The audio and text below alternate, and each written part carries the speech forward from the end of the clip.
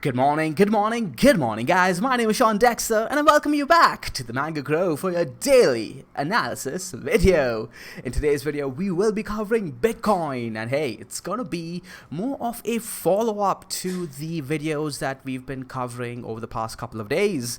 Essentially, we've had a thesis as to why Bitcoin might be looking to test the 10,950 to 11,100 region. And yeah, that was all the way back when Bitcoin was sitting around this region, right around 10,100-ish. And it is looking like Bitcoin wants to poke up towards that region as we speak, currently sitting at around 10,600. Seems like it has taken a pullback over the last few hours. Let's actually take a quick look, because I did miss this. Oops, let's get that in. Yeah, so this is not too unexpected, right? This sell-off over here is looking a little bit more bearish than bullish, but then again, this is the 1 hour time frame. We are coming in and testing the support over here very nicely. Let's see if we can manage to close above this 10,650 region in the next 11 minutes.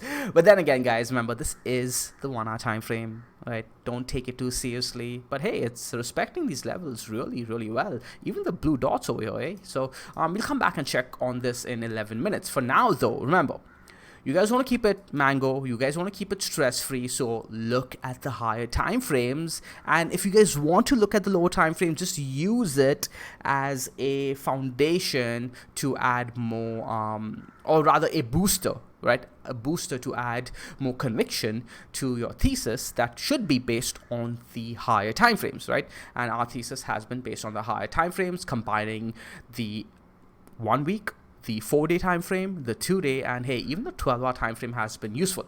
Now, yesterday's video, I did look at the 4-hour time frame, and we can talk about that a little bit because I did receive a question a few hours ago on that. Essentially, the question went along the lines of, so Sean, usually you don't even look at the oscillators. Yesterday, however, you not only looked at the oscillators, but you also looked at the oscillators on the lower time frames. So what gives? And that is actually a really good question. And I was a bit hesitant to even cover that topic yesterday in yesterday's video because I didn't want to confuse you guys. I want you guys to keep it simple. I want you guys to keep it mango. And you don't need to be looking at the low time frames. And honestly, you don't need to be looking at the oscillators until you grasp all the other foundational concepts. But it is nevertheless a good question. When is it a good time to be looking at the oscillators? Now, let's go ahead and look at the 4-hour and just do a quick recap as to what we were talking about yesterday. Yesterday, we said essentially a couple of days ago, we were looking for Bitcoin to test the 10,200 region and then satisfy a certain criteria on the RSI that would have essentially given us our potential for bullish divergence. Now, usually I don't look for that. I don't spend time talking about it at the very least on the videos. Now, the question again was, when is it a good time to be looking at the oscillators? And the answer is, hey, it's never a bad time to be looking at the oscillators. You can look at it. If you have a nice firm understanding of what to look for and when to look for it, go ahead and take a gander, right? But don't put too much weight on it unless other things are lining up, right? Now, yesterday, or rather over the past few days, things began to show us hints as to, hey, maybe we want to be looking for that bullish divergence, right? We had the rounded, is that a word? A rounded formation showing up over here that could be hinting towards reversal. But at the same time, an argument could be made for, hey, this is just a bear flag and we're going to break towards the downside. Clearly, we didn't do that, right? But at the time, we didn't know as to whether Bitcoin was going to break up or down. A lot of people were actually saying, hey, Bitcoin's going to test 10,000 and plow right through it because the next test is going to be the last test. We've tested it twice already. We're going to break. And again, you guys know I don't subscribe to that idea. And it's just such a, I don't want to say cliche, but such a bandwagon methodology, right? At Mango, we like to look at things more holistically. And again, if you look at the holistic picture, we were getting different signs. I was like, hey, you know what? I am totally I'm totally with the idea that we may test the 9,000 region, 8,000 region too, perhaps. But first, it does look like Bitcoin wants to push and test higher up to the 10,950 to 11,100 region, right? And when we start seeing those signs, that's when we start looking for the booster, right? So I was looking for Bitcoin to test 10,200 when we were sitting over here, right? When we were sitting over here. Why? Because if we came and tested at 10,200 and put in a certain condition on the oscillators, we would have satisfied a bullish divergence criteria, and that would have gotten the divergence traders on our side as well. By our side, I'm talking about the bulls, okay? We shouldn't have any side, remember. We are traders who are looking to trade either side, but you guys know what I mean. If we were looking for that bullish play, if we're looking for, even if you're looking for a thrust towards the upside, and then you want to take a short opportunity over here or somewhere around here, you'd be looking for the bulls to step in and push this up, right? When would they get that confidence? Well, if we came here and double bottomed off this region over here, supporting this major 4-hour level that was formed on the 11th of September, right? If we supported that level and also put in some bullish divergence at that level after testing these candle closes over here, that would give us our conditions for a perfect rounded bottom break for the upside. Now, did we get that? Yes, that's essentially what we got, right? Now, I also want to, this is a little bit more of a complex kind of forecasting and crystal balling right over here. And I don't want you guys to get into that just yet. But as you guys get more and more experience trading, you guys can start looking for these setups before they happen. And if they happen just like you predicted, that gives you even more edge. That gives you mental clarity to play out the trade. And hey, over time, those things begin to add up, right? It adds to your overall performance as a trader in the long run. Because remember, guys, it's not each individual trade that matters. It's the long run that matters. Now, going back to what we were talking about, we're looking at our oscillators on the Mango Mother as well as our stochastics over here. And do you guys remember what we were... Go back and watch yesterday's video. It'll be really useful for those of you guys who missed out. Or even if you did watch the video, right? Just cross-reference. We're talking about the stochastics too. The stochastics had not crossed towards the upside just yet. We're like, hey, it's beginning to look like it wants to, right? Especially with what we were seeing over here. Again, you can kind of look forward that way. And as a trader, that is your job. You want to be looking forward, right, for your trade opportunities, because that's essentially what you're trading as to what may come in the future. And the edge was beginning to show itself. We began to see that bullish divergence over here. You can see that, hey, the RSI is sitting at around 46.42. Over here, the RSI came down to 46.20-ish. So it wasn't the strong bullish divergence, but hey, it is what it is, right? The bots don't care whether it's strong or weak, right? We came down, put in a lower low on the RSI. Did we do that over here? No, we did not. Pushed up higher.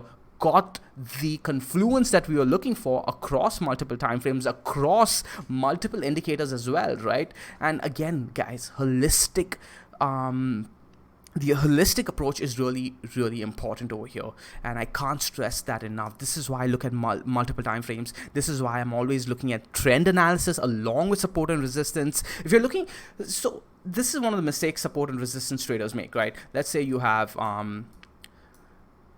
resistance, and over here you have support, okay, and underneath you have your next support level. Now what they think is that, hey, we've come and tested support, now it means that, you know, if we do break this level or we are showing weakness over here, we're likely to just plow through towards the next support. Now this may happen, especially in crypto, every now and then we just break, and we saw that happen around 2018, 2019 when we went all the way down to 3000. But that is not the probable thing that will happen, right? We may do something like this, come test support and then bounce to the middle of the range, right? And now what is this beginning to look like, guys? This is beginning to look like a trend forming, right? Yes, a downtrend, but trend nonetheless. And we could do something like this and then break and then go on over to your next level. But support and resistance traders, at least the newer traders who get really excited about the idea, they think we just want to poof, break down, right? It could happen, and yes, you got to be ready for that possibility, and we were, right? We said, hey, if this happens, if we break 10,000, right, towards the downside, we are likely to go for the low. But that's not what Bitcoin was doing. Bitcoin was holding these higher lows on the candle closing basis at the very least, especially once we put down this 10,200. Now you guys are beginning to see where I was getting my thesis from, right? Soon as you put in this low over here, again, you can look at just the structure, right? Then we are like, okay, cool. If we come back to test that low and the bears fail to break through it, along with that, if you put in bullish divergence, it's going to begin to look really, really good, right? And your bullish divergence was essentially triggered right over here, and boom, tested your high, tested your resistance, broke that resistance depending on where you're looking at that level. Let me go ahead and delete all these drawings. It's getting messy, and I don't want to use the undo function too much. Delete. Hey, that's awesome. Thank you again, Jojo, for showing us the new object tree that TradingView introduced. I would have completely missed it because the old object tree was horrendous. Anyways, let me know in the comments down below if you guys would like a tutorial on TradingView, and I will go ahead and do that this week. I will commit to do that if enough of you, one, hit that like button, and two, let me know in the comments down below that you guys want a video like that. Okay, so going back to what we were talking about. So what did Bitcoin do after triggering that bullish divergence? It went and tested its resistance level, right? And we can go ahead and remark our resistance level. Yesterday we had marked it using these candle closes over here. Again, you don't need to be perfect with this. You can either use the candle closes or you could use a zone if you want to. Again, this is something I recommend a lot of you guys should be doing. Use a zone, mark the candle close as well as the wick if you're uncertain as to what is more important. Also, you don't need to be too nitpicky as to where you get your trades in or your exits in, right? So what do? We break towards the upside, cleared that level really, really cleanly, came, tested it now once, tried for push towards the upside. We took out these highs over here, I do believe, yes. So that is actually a good look. If you're looking at the 4 hour, remember the 1 hour did not look too good. So we can go ahead and check out the 1 hour again. And hey, we're coming down to test this zone over here one more time. Now, again, guys, I do want to emphasize that you may want to stay away from doing this kind of analysis until you're more comfortable and familiar with the higher time frames, because all of this has stemmed from looking at the lower time frames that I do want you guys to refrain from, right? You want to look at even the lower time frames holistically to see, hey, is all of this forming or rather adding up to the direction of my thesis. So for example, I was looking at the 1 hour time frame, and I don't recommend you guys do this, and you can see that, hey, we're respecting these levels on the 1 hour too. You can turn on the Mango Vine, right? So another thing, if you guys have been following Mango for a while now, especially since our thrust from $3,000 all the way up to $14,000, that entire region, that consolidation region, you guys notice how we use the Mango Vine really successfully to look at, hey, is the 1 hour flipping green? Is the 1 hour flipping bullish? Is the 2 hour flipping bullish? Is the 3 hour now flipping bullish? We were looking at each one of those to start turning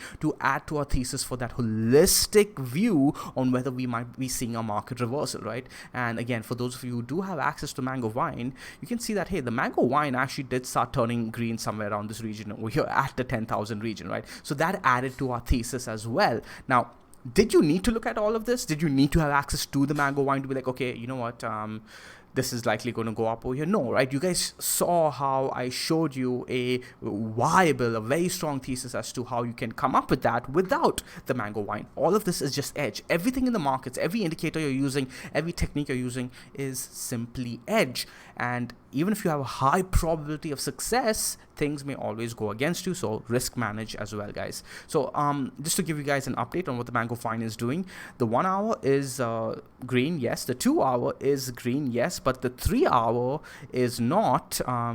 So going on from the 3 hour to all the way up to the 12 hour, it's not yet flip bullish, right? So it's only when we see all of that flip do we actually get aggressive again, because we are trend traders. Now we can look for short-term reversal opportunities, trades, and hey, you could use this to add to your booster to get a better short position in, right? So for example, what do I mean? Let's say I'm looking to take a short position on Bitcoin, and I'm not sure whether I should be getting in over here or wait for a little bit more greedier position up higher at around 11,000-ish. Well, I can look at the 1 hour Mango Vine and say, hey, you know what? It's flip green over here, so I'm going to be a little bit more patient and use this probability, the bull's probability, to my advantage to get a better trade in, perhaps somewhere at the 10,900 region, 11,100 region, depending on how patient I want to be to get my trend trade in, right? So that's one way to look at it. If you're more of an aggressive bull, you could use this to take a long before the next resistance level, because remember, the trend is still down and you have the mid time frames at the very least going against you. Okay, now I want to go ahead and follow up on the 2-day time frame that we were looking at towards the end of yesterday's video. If you guys do remember, that was the important important time frame because it lined up with the multiple 4-hour candles as well, which lined up with our bullish divergence. If you guys do remember, we said, hey, if that 2-day closes over the Tenkin, that's going to be a good look because it's likely that we go ahead and push up to our next resistance level eventually. Let's go ahead and turn on the Mango ribbon. We'll look at the Mango Dynamic 2 right after. And yep, we closed over the Kijun, right? The 2-day Kijun coming in at around 10,575, lined up with our 4-hour horizontal. Now, here's the question for you, or rather, here's what I want to pose to you guys. Did you really need the 4-hour time frame, right? Because the 2-day was marking out that same level for you. What do we do after we close over the 2-day Kijun? Went and test our most immediate resistance level, which is the 2-day 21 AMA and the 10 SMA. Now, this is expected, right? We're likely always going to see a rejection on first test. However, I am still of the opinion that we test this Tenkin over here and put in a potential lower high over here. That's going to be where I begin to watch very, very carefully as to what Bitcoin does next. Okay, so now from this juncture, right? From this juncture, it's going to be key. It's going to be really key. If we just see a rejection over here and go towards the downside, we may end up putting in one of two scenarios where we have a more extended bottoming formation, right? Rounded bottoming formation on the high time frames, or this just ends up being a lower high and we do something like this, put in a lower low by taking out, once you take out these lows from this scenario, guys, once you take out these lows, it's not going to be a good look, and I would be looking for at least a move down to 8,900-ish, perhaps even lower, right? If we break this 200-day, 2-day moving average, it's going to not look good. Okay, so that's the ugly scenario. If we get rejected off the 2-day 21 EMA, we want to be, one, either putting in a lower high, a high low compared to these guys over here, or if we lose these levels over here, we're likely going to come down to the 8,000 to 9,000 region, right? 8,900 to 9,000 region. However, what I am looking for Bitcoin to do, which may be a little bit more surprising to a lot of people, is get a test of this 2-day Tenkin. You guys know how I've been looking for that 11,100 region, and this was regardless of the 2-day Tenkin. It happened to line up with that 11,100 region, but essentially I'm looking for a test of the structure over here, which lines up with our weekly as well, right? Now, this is where it gets really, really interesting. If we do come in and test this structure over here, this Tenkin at 11,100, I would be expecting a rejection at least on its first test, okay? After that, it's wait and watch to see what the bulls do. We will be looking for them to hold this horizontal zone over here that we marked between 10,550 to 10,650. If you guys do remember, from earlier this month and last month and the month before that, 10,650 has been a major monthly level. We are 2 weeks away from closing that monthly candle close, which would entail multiple 2-day candles, right? So a lot can happen between now and then. If we come test this level over here, put in a high low somewhere in this region over here, but keep maintaining candle closes above 10,650, that's when we can actually start looking for a trend reversal back towards the upside. However, if we come and test 11,150 and then eventually lose 10,100 as well, oof, then we can start looking for way further down, 8,900 again, and then we can even talk about lower, guys, 8,200 before we can start discussing a reversal again. Okay, so you guys are now seeing how I am looking for this to play out in an if this then that. We are neither bullish or bearish at this current juncture. We are waiting to see more evidence before we take those big trend trades again. Does that mean there's no opportunity for short-term trades? No, absolutely not. You're going to see opportunity on the lower time frames. It's up to you, however, to decide whether you want to take those trades or not. If you're still learning, if you're still looking to do the Mango way and the stress-free way, and hey, you're not in too much of a hurry, I would recommend just wait and take the easier, more stress-free trades. But hey, to each their own. I'm just a random guy on the internet who likely doesn't know what he's talking about, so ignore everything I said in this video, and please do your own analysis, your own research, your own studying, etc. My name is Sean Dexter. I hope you guys enjoyed this video. I know it was more of a heavier video than usual, and I do apologize for that. I like to keep these videos as stress-free and family-friendly as possible. So hey, let me know in the comments down below what your thoughts were on this video. Throw it a like, throw it a subscribe. I'll see you guys in the next one. Bye.